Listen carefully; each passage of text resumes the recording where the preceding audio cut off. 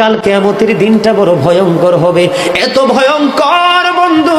আমার নবী বলেছেন উলঙ্গ অবস্থায় মানুষগুলো হাসুরের ময়দানে একত্রিত হবে রে। ও বন্ধু, প্রত্যেকের কবর থেকে ওই হাসুরের ময়দানটা কমপক্ষে 50,000 বছরের রাস্তা হবে রে বন্ধু। এই জন্য নবী যখন মেরাজের রজনীতে বোরাক দেখেছিল, আমার নবীকে আল্লাহ দাওয়াত দিয়েছে, বোরাক দেখে আমার নবী এত ক্রন্দন করেছিল, মনে হয়েছিল যেন আমার নবীর চক্ষু মুবারক দুইটা ঝর্ণা হয়ে গেছে।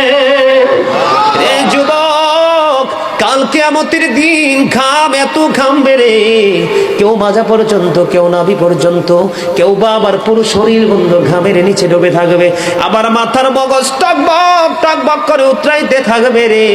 আল্লাহ বলেছেন লা ইয়ামুতু, people will not die that day, সেদিন মানুষ আর মরতে পারবে না। আল্লাহ বলেছেন ফিহা ওয়ালা ইয়াহইয়া, people will not be able to live that day, মানুষ সেদিন বাঁচতেও পারবে না।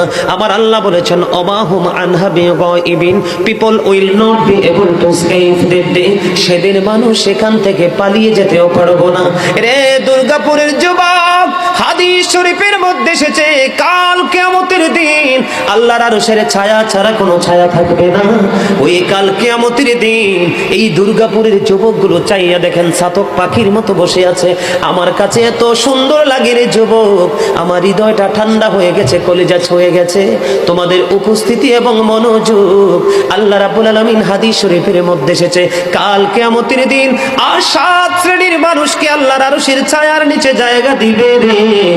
এর মধ্যে বিশাল একটা টিম থাকবে পৃথিবীর যুবকেরা।